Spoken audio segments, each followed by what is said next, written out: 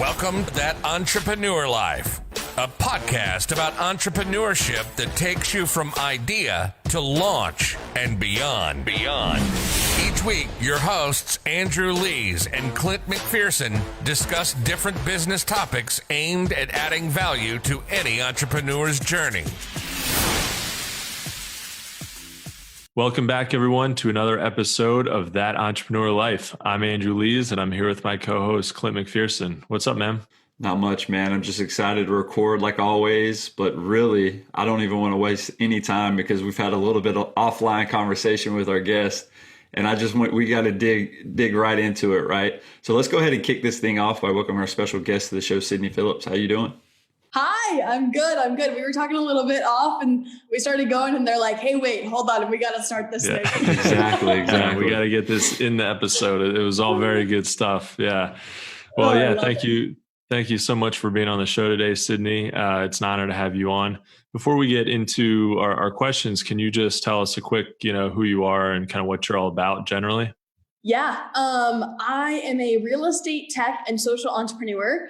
I started out in commercial real estate by the age of 14, probably your most untraditional teenager in the world. And we had a family commercial real estate company. I took over that whenever my dad really suddenly passed away at 14. I had always said that I wanted to be CEO, and I got my chance real early.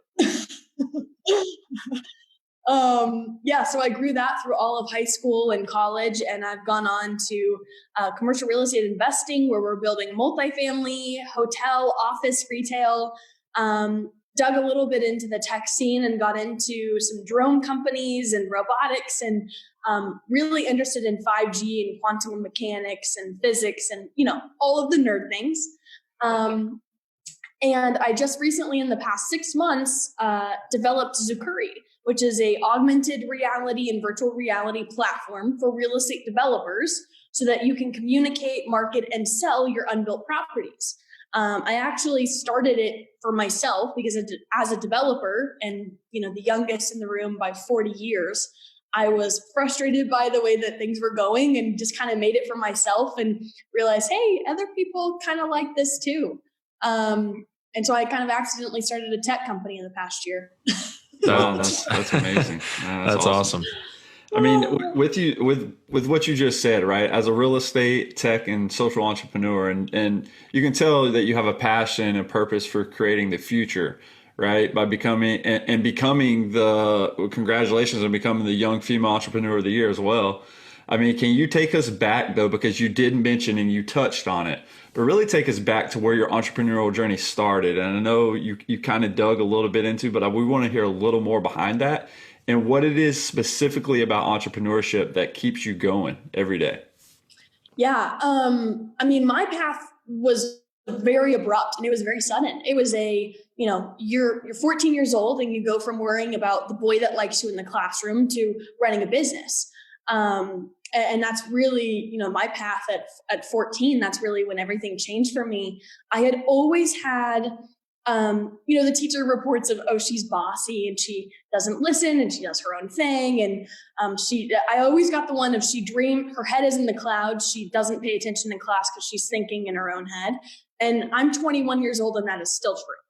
And so for me, I think my journey really started from the very, very beginning.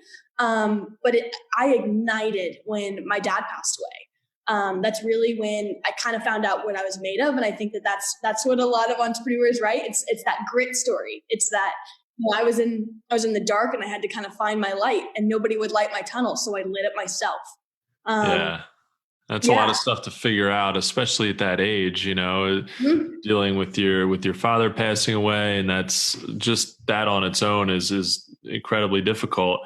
And then on top of that, you're trying to figure out, hey, how do I continue his legacy? Right. So, and build a business. And it sounds like that was something that you were already interested in is being a CEO, being in charge of a business. And so, it probably made a lot of sense at the time for you to kind of step up and fill that role. Oh yeah. It wasn't even a question if I would. It was, this is what you do now. You got it a little early In a weird way, I'm super grateful that it happened. I think that I look at my other peers and people, that are my age that come to me for advice and things like that whenever they are starting their businesses. I'm lucky to have this amazing community of women in STEM and girls who code and just complete fireballs. It's amazing to kind of cheer them on and say, hey, I've been here before. Let me show you the ropes, or meet people that are so sick of their day job and be like, hey, you need to read this book and this book. Call me when you have questions. And getting them investing in real estate. I think that the rules of success are in the books and they're laid out, and all you have to do is read it and do it. It's amazing. Yeah. Yeah, definitely. So you started this company, Zukurri. Am I pronouncing that right? Zukurri, yes. So things Zukurri. Like zoo and then curry like the spice. Okay.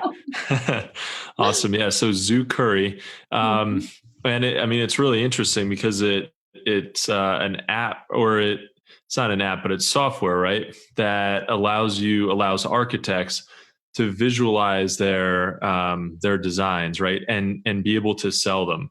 So what did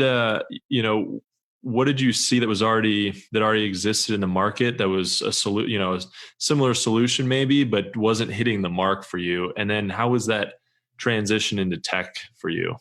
Yeah, a lot of augmented reality has blown up in the past 5 years. Let's start there. Augmented reality is going to completely change the way that you walk into stores. It's going to completely change retail, health insurance, cars, even driving, right? I've seen a lot of car manufacturers like Cadillac put augmented reality speedometers on the windshield, or directions on there so that you're not looking at your phone or the little screen.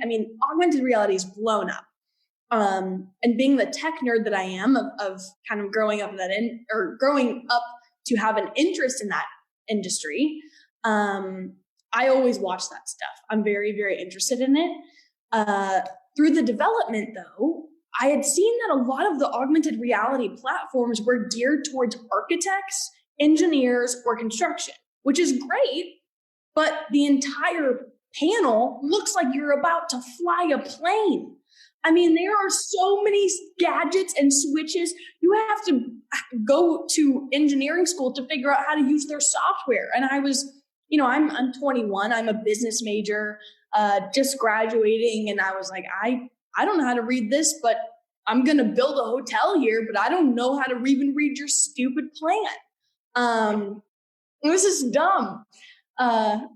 So I started Zukurri basically as a way to visualize your properties before they're built and implement this whole augmented reality boom into an industry that's as old as time, real estate, and really needs to be sped up to the 21st century. And started Zukurri because I wanted it for myself. And in the beginning, it was truly just to help my own development. And then I kind of realized, hey, other people kind of like this too. And I would like to be a tech founder. Yeah.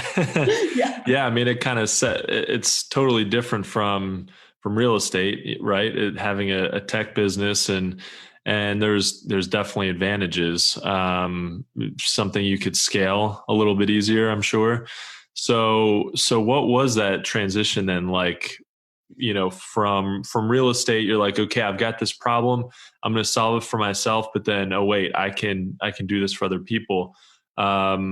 Or other people would be interested in this. Did you develop it? Did you work with other people to help you develop it? How did that work? Yeah, the process of switching from real estate to tech is one that I am still figuring out. I don't know if I'll ever have it figured out, to be honest with you.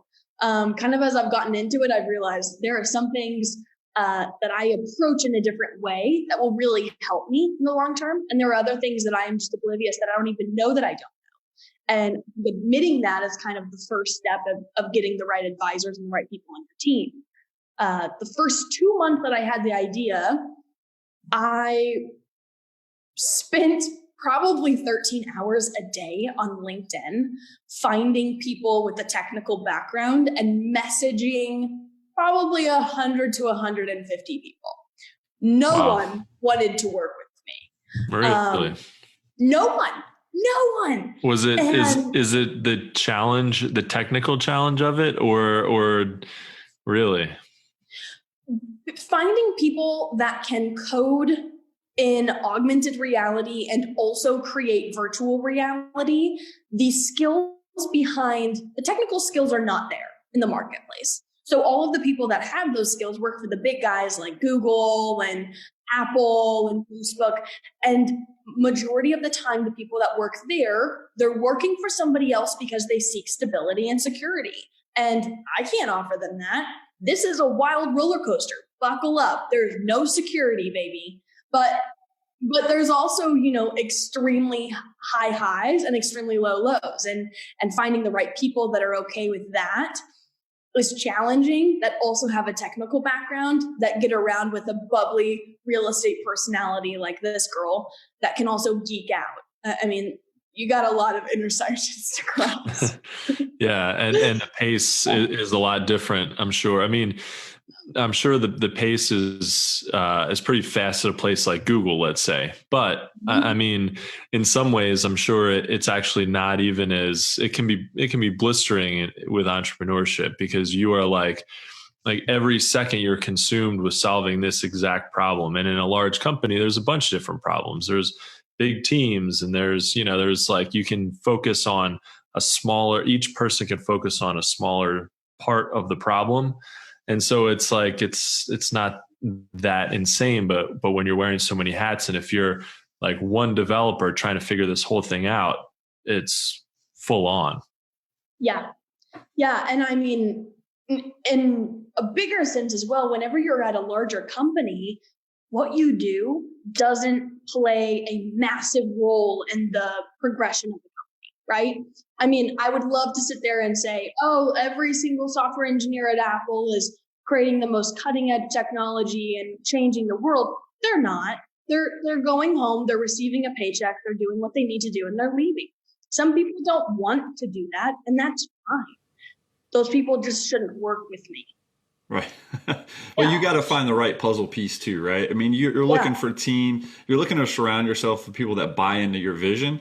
Because if you don't, they think it's cool. They love what you're saying, but they're not really buying in. And if you can't get that buy-in right there, that's the team member you don't want to have. Because like you said, there's going to be extremely high highs in something like this and low lows. So you have to have that buy-in.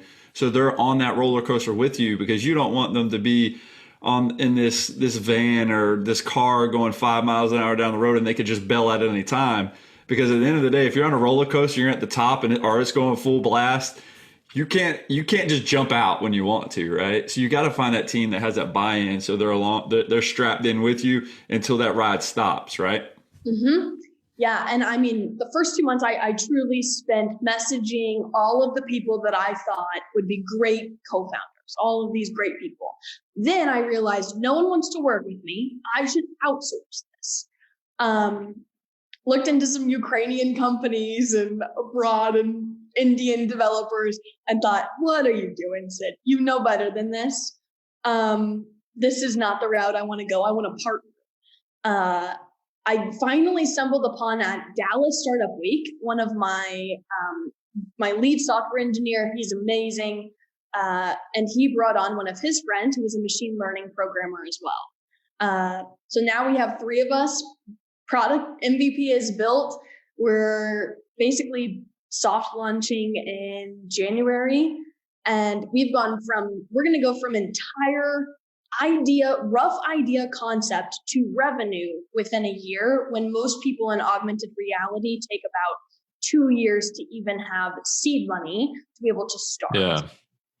Well, I think that's a smart way to do it, is because a lot of tech companies the first thing they do is they think, all right, I've got to raise capital.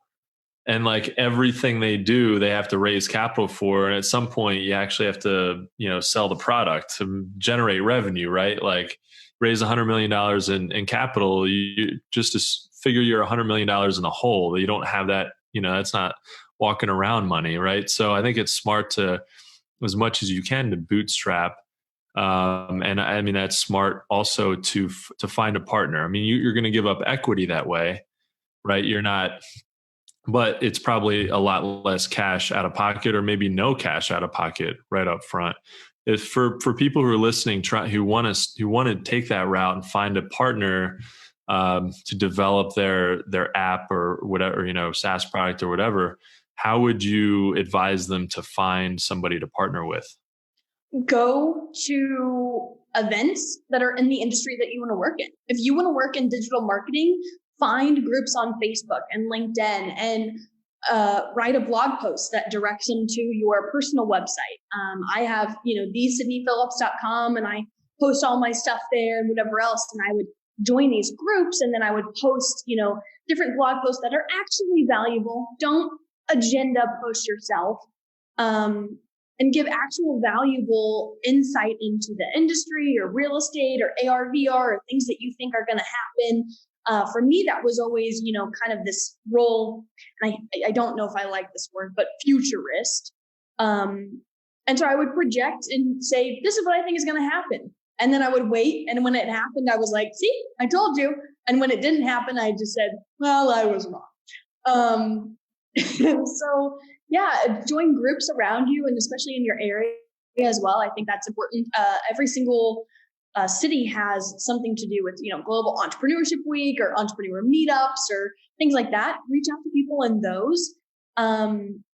Another avenue that I would have taken if I didn't find my team was I found a bunch of, you can go to colleges, and they have, different programs or different groups or whatever else. So let's say, for instance, that you want to let's say that you want to sell a beverage, and it's an actual product, and you don't have enough money to pay sales people, or you don't want to onboard people, or you can't find the right people, whatever.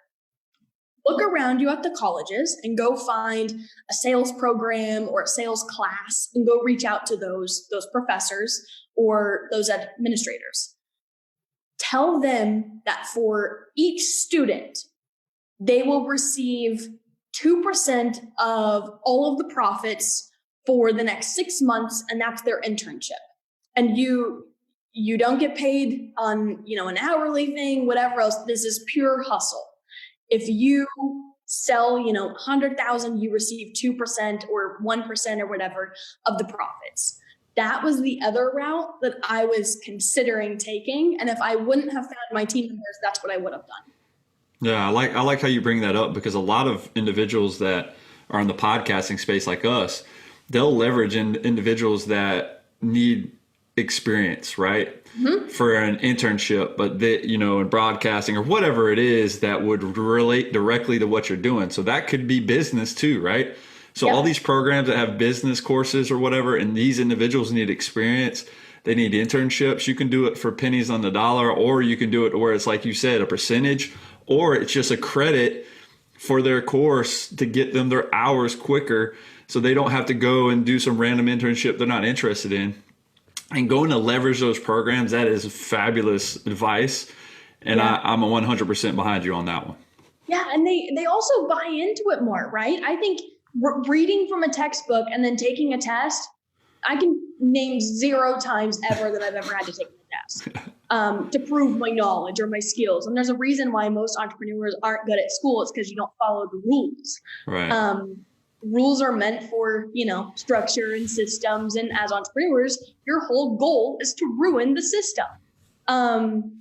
So I think, incorporating at least even a hands-on experience is not only great for the students involved and also the professors and the program and the credibility of the institution or the organizations. I mean, you also get great advice and fresh eyes that haven't been in the industry for such a long time that can say, that's dumb. That's a dumb process. Why do you do it that way? Right. Mm-hmm. I love that perspective. And I mean, with this, Sydney, I mean, there's different motivations behind entrepreneurship, and we all know that, right? Yep. But what is your personal perspective on balance in entrepreneurship, and why balance itself could be one of the biggest lies when it comes to entrepreneurship culture? I think things are only ever balanced for a moment in time. So let's say that you have, work and personal life, and you're really trying to do 50 hours a week on this one and 50 hours and balance it. You're only ever going to be balanced when one of them is going down and one of them is going up for a split moment in time. So this obsession with balance is just stupid. I don't understand it at all. I think that there's certain times where, there's certain weeks where I'm going to work 90 hours a week. I'm not going to have any clean clothes. I'm going to be eating in and out every single day or take out, and I'm not going to talk to my family. That's fine. That's totally fine. There's other weeks, in the holidays where I don't want to be on customer calls, partly because everybody else is kind of with their family. So this is my time to also be with my family. It has to be flexible, and that's this, and it goes both ways, right? There's like this hustle culture of like, you need to work 90 hours a week every single week or you won't be successful. Well, there's a reason why I have many, many businesses, and that's because I love to work. I hate to work on the same thing. So working on, different businesses is what avoids my burnout. But for other people, that might be like, working out every day or going to go catch drinks with friends or relationships or whatever else. So I think knowing yourself is the most important part behind that, and knowing what your balance looks like, because everybody's balance doesn't look the same. I'm sure there are a lot of people that would look at my balance and say, that looks awful. But I would also look at a lot of other people's balance and be like, that looks terrible. Sure. Yeah, I agree with that. I think balance is, it's very, very hard to achieve. And I think what you said about it being, everything can be balanced in a moment and that's it. It makes sense, because you really do. There are times when everything does feel perfectly in harmony and balanced. So I've got all this, work done, and I'm good there, and I can really focus more on personal life. But then things tip out, and it's not necessarily like you said. I don't think it's bad to have things a little bit out of whack. Like nothing's perfect all the time. So it's kind of a state that you're balance. Maybe it's a state that you're always sort of chasing, but as long as you're not obsessed with it, and as long as you understand that it is fleeting and momentary, then for sure you're probably all right. I envision the seesaw method, right? Where it's like, okay, when you're in chemistry class or whatever it is, and you're trying to balance something out to where it's like, okay, I got a scale now. Oh, it's perfect. That's what we need. You're never going to have it that way, right? Because again, like you said, your amount of hours that you need to work to be successful might be different than the amount of hours you need to spend with your significant other or your spouse or whatever that person is, or your kid, to where it's like they need time for sure, or you need that time with friends or whatever it is for sure. But it's like, again, it's for that moment in time, and then now it needs to go back here, because that's where you're better in your headspace, and you're playing to your advantages, and you're playing to your strengths there too. So it's like, that seesaw, if you get the same person, you get me on both sides, and I'm just sitting here like, okay, dude, what's happening, bro? Like, we both weigh the same. Who's going to push off first? I'm waiting, right? Well, dude, we weigh the same. We're never going to go back and forth unless we push. So it's like, it's that give and take. So you got to get on that. It's that seesaw thing to where, hey, you'll level out from time to time. Oh, there we go. We're back here, right? So, I love the way you express that, and I really think the balance is good to talk about, and saying, oh, you do have to find that balance, that balance that works for you, not the balance that keeps you balanced the whole entire time, right? Mm-hmm. Success can look however you want to look like. If it's a side hustle and all you do is have fun and travel the world, and I have a couple of friends that's what they do. They have an online business. They look at it for 30 minutes a day, and they can travel the world, and they have the best time of their lives. Would I be able to do that? Oh God, no. Oh my gosh, no. I would not be able to sit down for an hour. That would be fun for like a week, and I'd be over it. I'd probably start another business in that week, to be honest. Yeah. Yeah. I mean, everybody works differently, but I respect them. And I mean, they're grinding and they're making so many memories and they're truly living their successful life. So am I. Looks different. Right. Exactly. And as long as you figure out what that is for you and you're doing that, then that's the important thing. Mm-hmm. So and if you don't know what it looks like for you, I would recommend, if you're a female entrepreneur, I would recommend reading Figure It Out by Marie Forleo, or no, Everything is Figure Outable by Marie Forleo, or read some business books. Go in and go. There's no shame in reading some self-help business books. I think figuring out what you want is really the first goal, and you should do that way before you even start something. Definitely. Yeah. And knowing what a business will entail, or not, nobody's ever going to have a perfect idea or understanding of what the business is going to look like after they get started. Right. I mean, that's really hard to predict, but if you can at least get an idea, start with a plan and understand, what am I really getting myself into? Because I talk to a lot of entrepreneurs who they want to launch a product and they really don't know what that means. They have no idea. Maybe they read the 4-Hour Work Week and they think that's what it looks like. Maybe they think that they have to grind 90 hours a week and that's what it has to look like. But it's something in between, it's misleading on both ends of the spectrum. And so understanding kind of roughly what you're going to have to do on a daily basis to launch your business and to make it sustainable for you that's important, because a lot of people just don't know what they're getting themselves into. Yeah. And ask yourself, how am I going to have fun every day? Yeah. Like, what part of my day is like the best part? And if it's going home, don't do it. Right. If going home or leaving the office is the best part of the day, you're already in ground zero. Right. Yeah. Thank God it's Fridays. I hate that, man. I'm like, I grew up like that, and everybody around me, thank God it's Friday. We're gonna go chill on the weekend. But I'm like, come on, man. Like if you're not doing what you love every day, get out quick. I've talked about this so many times with my friends, as far as, if you're more excited about Friday night than Monday morning, then you are wasting your life. Exactly. And it is an absolute miracle that we're even here. It's an absolute miracle that you were even born in this era and time, and not to get all philosophical, but I mean, the chances that you're even alive.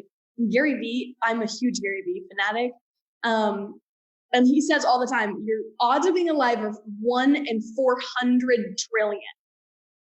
400 trillion? Are you kidding me? And you're excited about 2.5 days.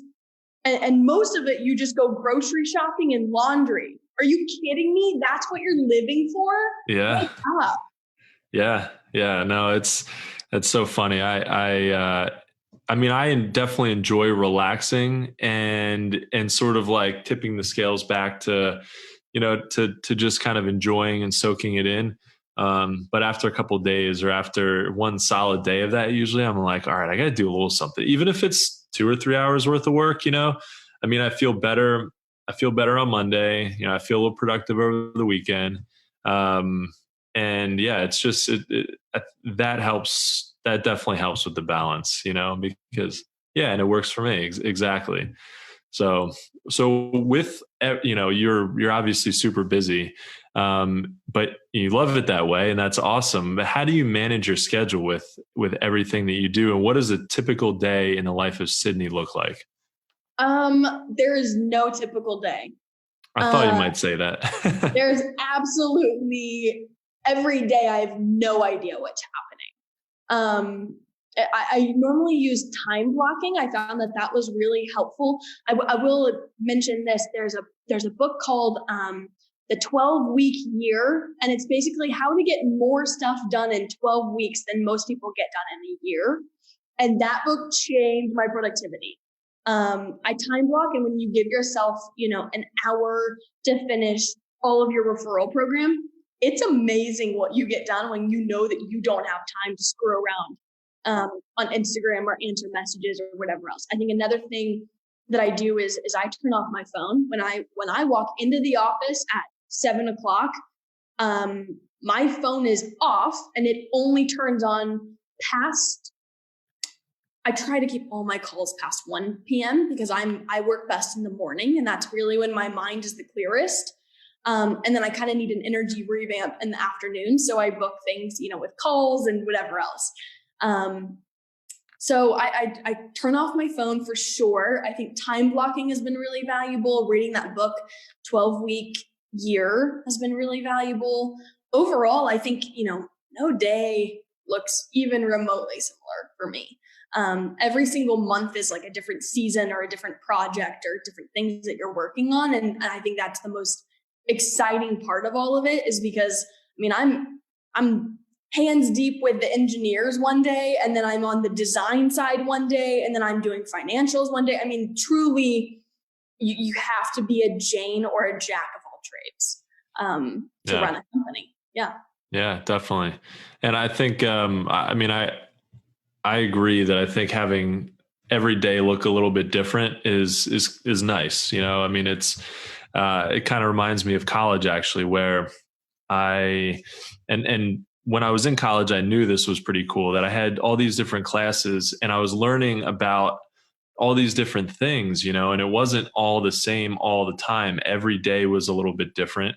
And I knew that I was afraid I was going to miss that when I got out into the working world. And I definitely did miss it with my full-time job right out of college. I'm like, man, so I just do this one thing all the time, every day. This is not cool.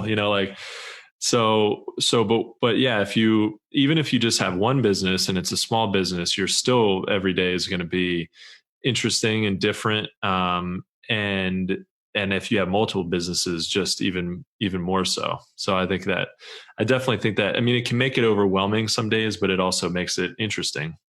Yeah. And you have to welcome that stress. I think so many people are like, oh, I follow the path of joy and I only want to do things that bring me peace and Zen or whatever. Build up your stress tolerance. I think I'm speaking from experience. My stress tolerance from my teenage years of what I could handle in the business is pretty low. Between going to school full time and running that, I was overwhelmed, to say the least. I'm now graduating college a semester early because I loaded up on courses, and running 4 businesses. And I truly 2 months ago decided I should write a book. And have been writing a book. Your stress tolerance increases, and then you're able to hold more capacity. And it's amazing what you would be able to do in a day, or what you can get accomplished even in a year. If you constantly just add a little bit more on your plate and feel that stress, feel overwhelmed, be okay with it, take an immunity shot and figure it out. Yeah. No, I love that. And I think that kind of ties into this next question here, because we all go through our highs and lows through our entrepreneurial journey, right? Yep. What has been the most difficult thing for you about being an entrepreneur, and how did you get unstuck and not lose traction through that time? I think running a company, you have so many different faucets of it, right? You've got financials, and you have to worry about cash and runway. And then you have to worry about your team and communicating right and making sure that you're the right leader. And then you have to go sell. You're everything. I think to kind of back up, my biggest mistake is probably my own ego. It's easy to get cocky, especially whenever your business is doing well. It's easy to be like, man, I'm running this. I am killing it. And it gets to your head. And that is probably the most dangerous thing about entrepreneurship. It's this battle, right? People talk about it all the time. It's kind of like the Fight Club of entrepreneurship. It's like nobody talks about the mental breakdown, but then nobody talks about the ego bust too. So kind of on those extreme highs and lows, there are times where you're like, I can't do this. I'm not fit for this. Like, I suck. I don't think I can run this company.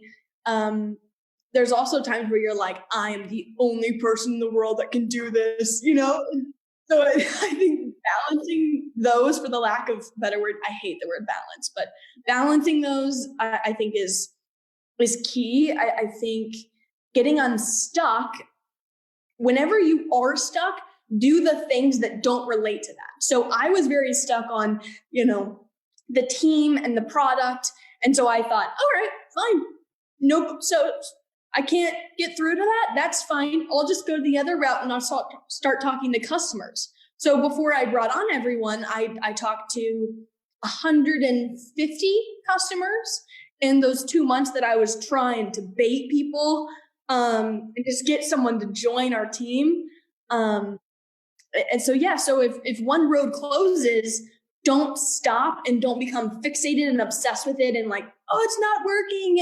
And that's where people lose their traction, because they're waiting on this thing to fall in place. And sometimes you just need to give it time for it to fall into place. Yeah, definitely. And you've got to figure out a workaround. There's no real excuse for something to not, like, okay, I've done everything I can do and this is as far as I can take it. There's always some kind of workaround. Well, usually, definitely got into situations with online sales, working with platforms like Wayfair to be, to just throw them completely under the bus, and even Amazon, but Wayfair has done this where they've messed with our pricing and they have these algorithms that set pricing automatically. And we're like, hey, send them an email. Hey, can you just drop the algorithm, just set our pricing to our set pricing? And you think that'd be super easy. And then like 50 emails later and they still haven't done it. And you're literally like, well, I don't have, the only way I could fix this is having access to their platform. So, I mean, we just didn't ship orders until they finally fixed it. But it's like, so usually there's almost always something you can do. Sometimes you do run into a situation where it's like, all right, I actually can't do anything right here. Yeah. Andrew, welcome to corporate. Uh-huh. Yeah. They do not move fast, do they? Not at all. Yeah. Dealing on the back end with large companies, that's probably one of the most difficult things about being a small business. Is it's like you're trying to be agile and nimble and quick, and you are, except that when you have to deal with bigger companies, which sometimes you kind of do, or at least it makes things easier. It can be really difficult to work with those businesses because, oh man, I reached out to on LinkedIn. I reached out to like 50 different people from Wayfair who were, who I thought could help me. And I just started messaging them because I'm like, somebody's got to help me out here. Like, so there's usually, and like that got some action, but sometimes it just takes some real, you got to think outside of the box. And, but you're right. You've just got to work through it, whatever it is, and figure out a solution, and you can't get stuck. Mm-hmm. I mean, sometimes you're on the right path and you know what you're supposed to be doing. And that's the most frustrating because you're like, I know I'm supposed to be doing this. I can't get through this roadblock. And sometimes the best thing to do is to leave it for a week, go focus on customer development and come right back. And sometimes everything falls into place. Exactly. Yeah. Or maybe for some reason that your problem a week ago is just moot now. You've done something else that now you're like, that's not even a problem anymore for whatever reason. It's like the fire took itself out. The trash took itself out. Yeah. Yeah, exactly. I love it. So Sydney, as we wrap up this episode, if there's one piece of advice, you could offer our audience, what would that be? Oh boy. I think I've got two. I think my first piece of advice is that it's incredibly important to be in touch with both your masculine and your feminine energy in business. I mean, I of course came up in real estate. The majority of it is men, and most of them are 40 to 50 years older than I am. I struggled with this a lot in the beginning. as I'm a pink suit wearing blonde girl that loves, sparkle and glitters or whatever else. But I also love to play in the dirt and get down to business and talk numbers. And I'm a straight shooter. And so I really struggled with managing both of those sides and what to project. I think in the beginning, I was very uncomfortable with, how girly I was and felt like I had to show up in a black suit or a blue suit, or you have to be this kind of professional or whatever else. The truth is people love it when you are different and when you're not really afraid of being different. So I think now I walk into the meetings and I'm in a bright orange suit and everyone knows that that's how I'm going to show up and they don't care. I think you have to be incredibly in touch with both of those sides of your energy, and everyone has it. It's not just women. Men have it too. I mean, sometimes you need to appeal to more of a relator side and you need to talk about their families. There are certain types of people. I mean, there's 4 different types, right? The thinker, the director, the relator, I'm forgetting the last one. Oh, and the socializer.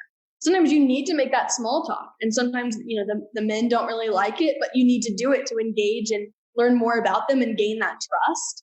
So I think that's kind of my first piece of advice. My second is, if you are ever the smartest person in the room, you need to find a new room. I hate being the smartest person in the room. I hope that I build a team of engineers, and I know that I have so far. My engineers are much smarter than me, and they've been able to, kind of direct our company and to be able to help me. I think if you're hiring people that are at the same level of you as you or below, I mean, you're not going to get very far because the best that you can go is only your capability. So if you're the smartest person in the room, find a new room because you get into some really cool stuff. I can tell you what, I never thought that at 18 I'd be doing drones and augmented reality and AI and 5G and quantum. I never thought that was me. But I got into the right rooms. That's very cool. And you put yourself out there, which is the first step, right? Is to just kind of get out there and learn some things and talk to people and figure out, hey, what are the opportunities in different market segments, and just kind of go for it. And the first thing you discover, the first thing you think you might start a business around, you might not end up starting a business around that, but at least it might lead you. Hopefully it leads you eventually to what you can really cash in on. Yeah, absolutely. I totally agree. I just think it's incredibly important to be surrounded by people that aren't necessarily even in your industry too. Like if you're in digital marketing, you should surround yourself with computer scientists and people in biotech and whatever else, because a lot of times I think that the greatest innovations come from a mixture of things. And that's kind of what I found with Zukurri, right? I was in real estate and I found that augmented reality and AI mixed together with real estate was revolutionary.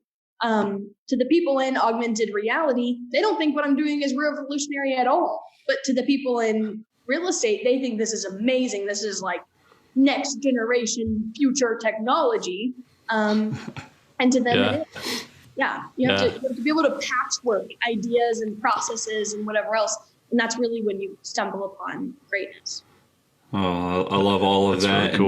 And just like you said, guys, listen to what Sydney just said. Find the right room. But I think that's a wrap for this episode. And from the both of us, Sydney, we want to thank you for taking the time out of your day to join us and adding value on what we're doing on our podcast. Of course. It was nice to catch up with y'all. Yeah, you too, Sydney. Well, guys, thank you so much for listening to That Entrepreneur Life. To learn more about what Sydney is working on, check out Zukurri.com or the Pink Suit Podcast on iTunes. If you like what you heard today, make sure to subscribe to our podcast on iTunes or any other major podcast directory. You can also find us on all the socials and on thatentrepreneurlife.com. And with that said, we also want to quickly give a special shout out to our family, friends, to include all of our listeners, followers, and subscribers. Thanks for continuing to support what we do, guys, as entrepreneurs. And don't forget to join us next week for another episode of That Entrepreneur Life. Thanks for listening to That Entrepreneur Life podcast. Be sure to visit thatentrepreneurlife.com to join the conversation, access our show notes, and discover our fantastic bonus content. Don't forget to join us next week for another episode as we continue to add value. Until next time.